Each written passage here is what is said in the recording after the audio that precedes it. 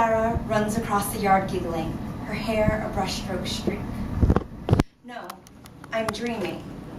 Lara is 12 and refuses to wash her hair. She has read that shampoo is made with horse hooves and is protesting cruelty to animals. We buy her special hair products, the kind made with mangoes harvested by indigenous rainforest monkeys. She protests the frivolity of this purchase, citing its obscene price tag. The hair clings in grungy lumps to her face.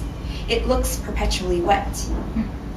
Your daughter, Elizabeth informs me when I come home late from the hospital and retreats into the kitchen, defeated. Lara loves me still calls me daddy, still holds out hugs. She has not yet learned to eye me with suspicion the way she does her mother. I'm exempt from her war of independence.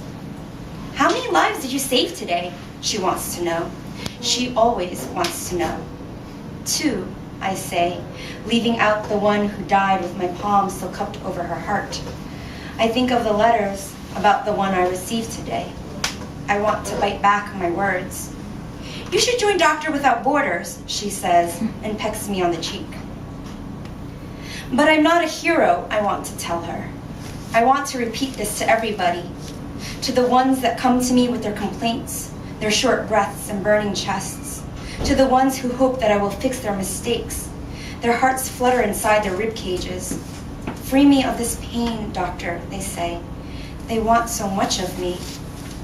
I want to tell them the truth, but my white coat is louder than any black ink, any throat clearing. And Lara, whose slippery infant body I caught between my own fingers, she has believed in my heroism since the day she was born. A little boy lies sleeping beneath my hands, teddy bears printed on his gown. It will be okay, I tell him, now that his breathing is even. I make the first incision. I press, slit, pull. I peel back layers of tissue, thin pages of a book not yet written. I probe and push. Somewhere, elsewhere, his parents wait. Inside, underneath the bright lights, I find it. His baby lump of a heart pulsing beneath my fingers, weak and irregular, but still alive. There is a story I know I should tell. It starts with the town I grew up in, a settlement in nowhere on the edge of nothing. We had trees and a lake. We had cookie-cutter houses and a general store, a postman who brought us milk, a mayor who was elected because he was well-liked. We had morning greetings and ice cream parlors and a main street called Main Street near a train station called Train Station. We had even sidewalks without cracks. We had lampposts made of wrought iron. We had a clock in the square that always told the right time and shiny yellow traffic lights. Things were pretty where we lived, and everything that wasn't pretty disappeared into the forest because we kept planting trees when there was something that had to be hidden. Lara has given up eating all forms of meat, except shellfish, because they have no eyes. If they can see, then they know they're about to die, she tells us, and spends the rest of dinner with her arms crossed over her chest while we cut into our pork chops. She sighs loudly and chews her hair. It's a good thing you didn't wash that, Elizabeth mutters. I make a ch sound between my teeth, but she ignores my warning.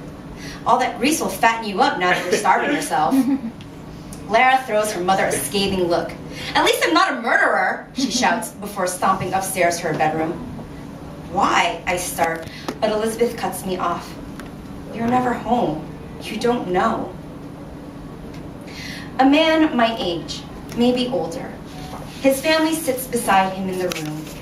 They hold his hand, they touch his leg. There are so many of them. His wife, his son, his daughter, 2 grandchildren, fair-haired twins who look frightened, an old friend, best friend, a bearded man with a hearty laugh. They rest their arms on him and nod as I speak, all synchronized, up, down, like they've practiced, like they're in performance. I explain the surgery to them. I tell them the risks. They knit closer like they are protecting him. I'm good at what I do, I reassure them. They nod.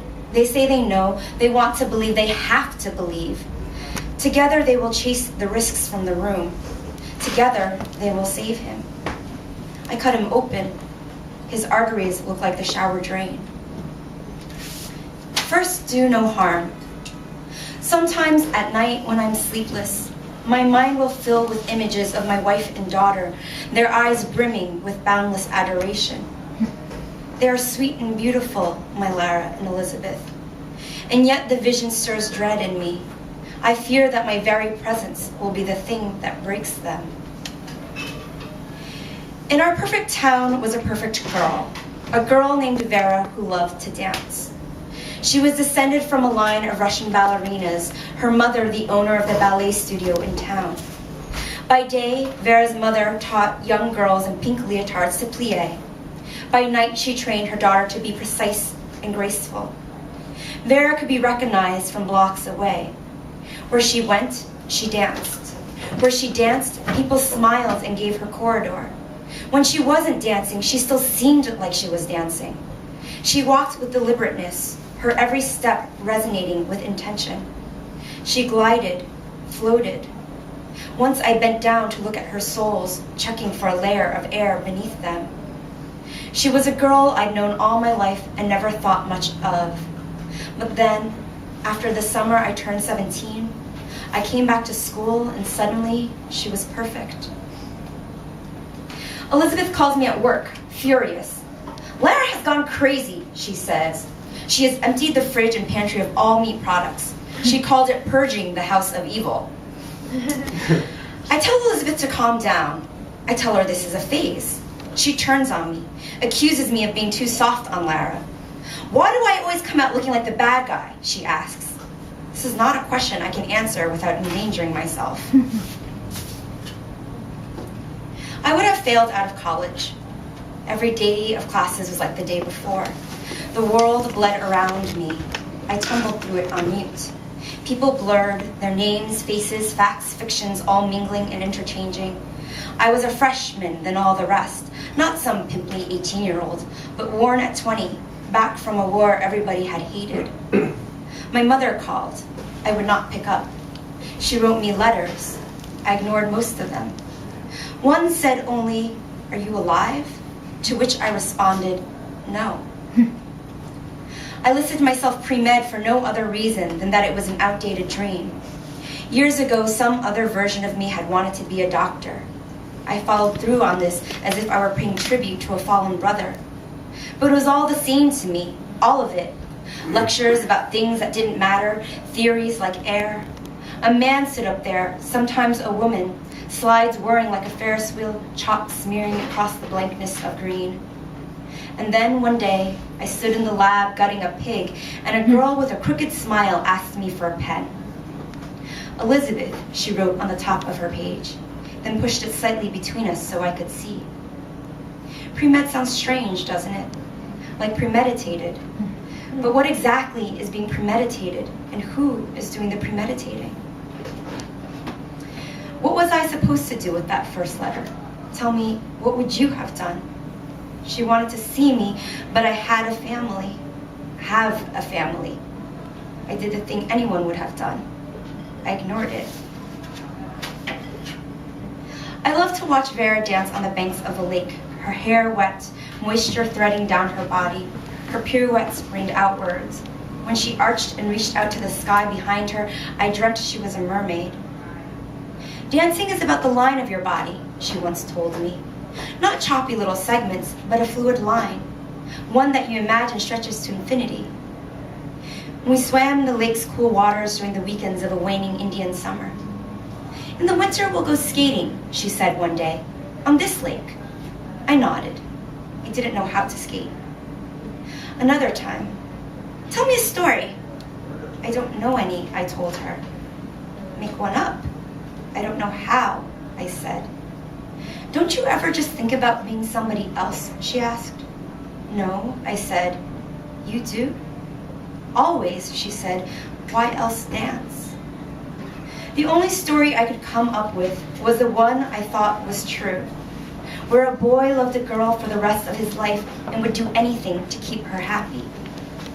Vera told me that was the beginning of every other story in the universe, but most of them ended badly. Take Swan Lake, she said. They leap off a cliff in the end.